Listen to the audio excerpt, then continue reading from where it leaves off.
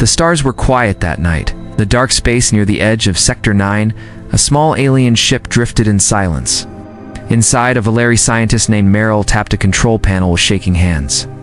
Her skin, soft and pale blue, glowed in the dim light. The warning lights flashed red. The Korr were coming again. She turned to her leader, Kayla, who stood by the large window, staring at the stars. His voice was low. He knew they had only one choice. Send the signal. Meryl hesitated, then pressed the final code into the console. A thin beam of light shot into the sky. It carried their last hope across the galaxy. A message with no promise, only a simple question. Is there anyone out there who will help? Far away, hidden in a frozen base beyond Pluto, a satellite turned its dish toward the signal. Inside the Earth outpost, known only as Echo Black, Commander Jake Monroe rubbed his eyes. The signal had just come through. Not a trick, not random noise, a real message. Old-style pulse frequency buried deep under static. He looked at the screen. Strange language. Symbols they didn't know, but the tone behind it was clear. Fear, panic, a call for help. Jake turned toward the room where General Elise Grant worked late. He pushed open the door. She looked up from her desk, tired but sharp. We got something, he said. She stood and followed him. They listened. The voice was soft, strange, like wind through glass. Elise didn't blink. She waited. After it ended, she leaned back in her chair. Do we respond? Jake nodded. I think we have to. Earth had stayed hidden for a long time. Since the last galactic war, no human ship had left the deep system. It was safer that way. Humans were not like others. They were strong. Yes. Smart. Yes. But they had something dangerous inside, something they worked hard to keep in check. Elise opened a channel. Quiet orders were given. Small team was picked. Jake would lead. Kayla Brooks, pilot. Noah Quinn, tech expert. Laura Pike, medic. Elise herself would join. They were not soldiers now. They were observers, helpers, maybe. The ship was old, but strong. It was hidden under ice, powered by cold fusion. It left orbit at sunrise, silent and fast. The mission was not to fight, just to see. But every one of them packed armor under their suits. Every one of them had trained for years. They arrived near Ghaedar, the Valeri homeworld, 5 days later. The planet was green and blue, with wide oceans and tall trees that reached the clouds. From orbit, it looked like a dream. But the dream was burning. Smoke rose from the southern lands. Red fire lit the forest edges. Black ships with sharp wings circled in the sky. Korr, Jake said. He had seen reports. The Korr took what they wanted. They did not talk. They did not ask. The humans landed near a quiet valley. The Valeri waited, nervous and quiet. Meryl stepped forward. Her eyes widened at the sight of the humans. You came, she said. Jake nodded. We got your signal. Kayla stood beside her. He looked at the humans' hands, at their simple clothes, at their soft eyes. You do not look like warriors, he said. Jake only smiled. We try not to be. Later that night, the humans watched as another Korr ship flew by. Kayla tracked it on her console, low and armed. She asked if she could show them what their ship could do. Elise said yes. Kayla lifted their dropship, skimmed the trees, twisted through fire and smoke. She flipped the ship and dove under the Korr patrol. No shots fired, no alarm raised. Just speed, skill, and silence. The Valeri stared, speechless. Maybe you were something else, Kayla said. Jake looked at Elise. They had to make a choice. Stay and help, or leave and let the Valeri fall. He stood with his team under the stars, silent for a long time. We can't stay in the shadows anymore, he said. Elise nodded. Then we fight. And somewhere deep in space, the stars began to change. The sun rose over the hills of Ghaedar. Smoke still hung in the air, and the trees whispered from the night wind. Jake and his team stood near their ship while Valeri workers tried to fix broken towers. The ground still burned in some places.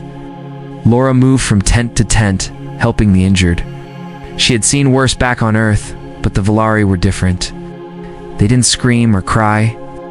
They just looked at her with wide eyes and said thank you. She smiled softly and moved to the next one. Noah sat with a group of young Volari who had never seen a human. He showed them a small screen, played old Earth music, and made lights dance with his fingers. The Volari children laughed. It was the first time they had laughed in days. Kayla ran checks on the ship, watching the skies. The Korr would return. She was sure of it. She wanted to be ready. Jake walked with Kaylin through the edge of the forest. Kaylin spoke of the old times when Ghaedar had no enemies and the skies were safe. "You do not understand peace, do you?" Kaylin asked. "Oh." Jake looked at the burning hill. They used to a long time ago. Elise sat with the Volari Council. They had many questions. "Who are you? Why did you come? Why now?" She answered simply, "We stayed hidden.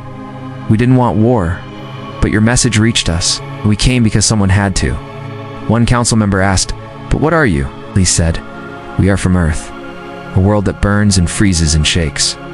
A world where only the strong survive. We're Deathworlders." The Volari did not understand the word, but they felt the weight behind it. That night, the Korr came again. 3 ships dropped from the clouds. They fired on the southern village. Explosions shook the ground. The Volari ran. Jake gave the order. His team moved fast. Kayla took the ship into the air. She chased the Korr fighters, flipping through tight spaces, dodging fire. She didn't shoot, not yet. Just showed them what she could do. Noah activated the defense drones. They floated out of the ship like silent ghosts, locked on to heat and sound. Laura stayed with the wounded, but she wasn't scared. She pulled a small shield from her bag and stood between fire and life. Elise led the ground team to the edge of the village. The Korr moved fast, but they didn't expect traps. Jake had placed sonic mines under the dirt. When the Korr stepped forward, the ground shook. Bright light flashed. 3 of them dropped. 1 turned to shoot. Jake dropped him with a clean shot. The others ran. The Volari stood behind trees watching. They had never seen the Korr run before. After the fight, Kaylin came to Jake. "You fight like the old stories," he said. Jake shook his head. "No, we fight because we must." Noah hacked into a fallen Korr ship. He found something, not just maps. A full plan. Ghaedar was only one of many. He planned to take others, he told Elise. Dozens of systems. Elise looked at the stars. "Then we need to warn them." Later, she spoke to the council again. She told them what Earth really was. A place with storms and fire, with creatures that hunted at night. A place where humans had to build walls and tools and weapons to live another day. "We learned to fight because we had no choice," she said. "And we chose silence because we were afraid of ourselves. But now we choose to help." Meryl came forward. Her voice was soft. "Will you stay?" Jake looked at his team. Then he looked at the burned trees, at the scared children, at the silent stars. "Yes," he said. "We will stay." And the next day, the humans began to train the Volari. The sky over Ghaedar turned red again. The 3rd attack came at dawn. This time the Korr sent more ships and ground troops. They wanted to break the Volari. They thought the humans would run, but the humans were already waiting. Kayla flew the dropship above the valley. Her hands were steady on the controls. Noah's voice came through her headset. 2 incoming fighters. East side. Fast. Kayla smiled. "Let them come." She pulled up fast, spun through a tight curve, and let the Korr think they had her. Then she dropped behind them and fired 2 silent pulse shots. Both ships exploded before they could send a signal. On the ground, Jake led the strike team through the burning trees. He wore his armor now. His eyes were calm, but his face was cold. The Korr had pushed too far. The Volari stood behind the humans, armed with new gear Noah had built. Simple shields, energy spears, and scanners. They were nervous, but no longer helpless. Elise watched from a ridge. She saw the Korr drop from their ships and move forward fast. Their armor was heavy, their weapons strong, but they did not move like humans. Jake gave the signal. The first line of drones rose from the dirt and flew low, spraying smoke across the trees. Confused, the Korr slowed. Then Jake and his team struck from the sides. Laura stayed with the backup line, helping the wounded, pulling people out of fire. A Korr soldier charged her position. She didn't run. She pulled out her shock rifle and hit him once in the chest. He fell without a sound. Noah broke into the enemy network. The Korr used a strange code, but he was faster, cracked their system, and saw their main plan. "They are not just here for this world," he told Elise. "They want more. They are testing us." Elise told him to find their command center. She would end this now. From orbit, more Korr ships circled. They began burning the crystal forests, sacred to the Valyri. Blue light faded from the trees. The people cried. Even Jake felt the weight of it. "They are trying to break their soul," he said. But Earth had been broken many times. Humans had always stood back up. Kayla flew low over the burning fields. She opened a side hatch and dropped small pods that hit the ground and opened into walkers. Two-legged machines with mounted stun beams. They began to clear the area fast. Elise moved toward the forest with 10 Valyri fighters behind her. She showed them how to stay low, how to wait, how to listen. The Valyri had never fought, but now they followed her. They caught the Korr ground unit by surprise. One of the Valyri fighters hit a soldier with a spear. Korr turned and raised his blaster. Before he could fire, Elise dropped him. "You see," she said, "can fight back." On the hill, Noah tracked the Korr's command ship. It was hidden in the clouds, using a cloaking field. He sent the coordinates to Jake. Jake and Kayla flew straight toward it. No backup, no second chance, just the two of them. They broke through the clouds and saw the ship. It was huge, black and covered in armor, but it had one weak point. Noah's voice came through. "It's that panel. Left side hit it hard." Kayla flew close. Jake opened the side door and launched the last missile. It struck the panel. A blast shook the air. The Korr ship tilted, lost power, and began to fall. The Valyri saw it crash in the far mountains. A cheer rose through the trees. The Korr began to retreat. That night the forest was quiet. The smoke still rose, but the stars were clear again. Kaylin sat with Jake by the fire. "You fight with rage," Kaylin said, "but you protect with care. I don't understand it." Jake looked at the flames. "That's what being human is. We carry both." Elise joined them. Noah sat nearby, still watching the skies. Laura treated the last few wounded. Kayla cleaned her gear in silence.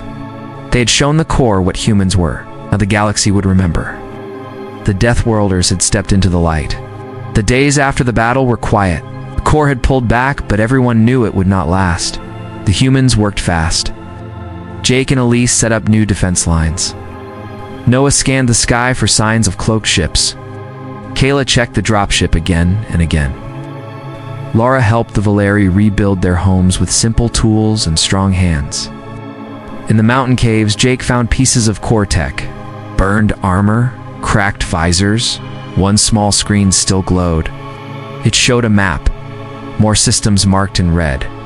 More targets. "They don't stop," Jake said. "This is not war. This is a hunt." Elise looked at the map. "They're spreading fast." That night, a group of Valyri children came to the human camp. One of them held a drawing of Kayla's ship. Another gave Laura a small crystal from the forest. These people had never seen war before.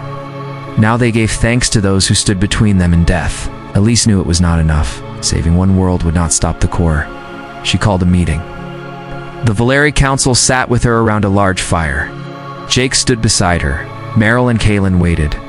"We need more than defense," Elise said. "We need allies. The Korr won't stop here." Kaylin frowned. "We have no army, no ships," Jake said. "But others might. Other peaceful worlds. You must warn them." The council was silent. Then one member nodded. "We will send messages. We will tell them what happened here." Noah sent a coded signal back to Earth. It carried one message. "The galaxy is waking up. Be ready." Later, Jake and Kayla flew to a ruined city. The Valyri had left it long ago after the first Korr attack. They walked through broken towers and old statues. The place was quiet, but they found survivors hiding in the tunnels below. A young Valyri boy stared at Jake. "You don't fear them," he said. Jake kneeled down. "I do, but I fight anyway."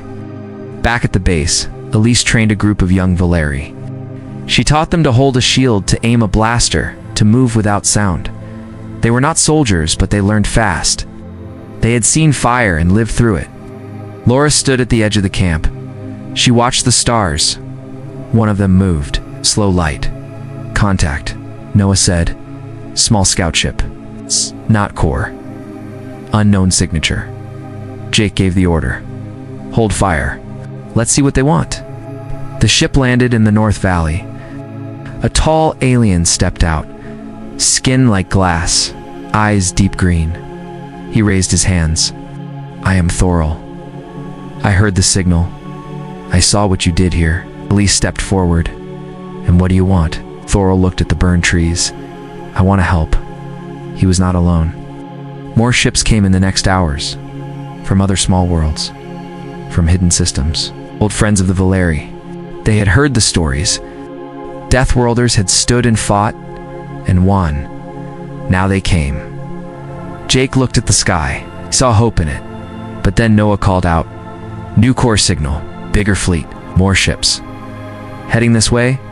Elise turned to the others. Then let them come. This time we won't be alone. The sky above Ghaedar turned dark. The stars were gone. A Korr warship, the size of a small moon, blocked the light. The surface was black and smooth. It moved without sound. The final wave had come. Inside the Valeri village, the people prepared for the worst. They had built walls and shelters. They held shields and spears, but their hands shook.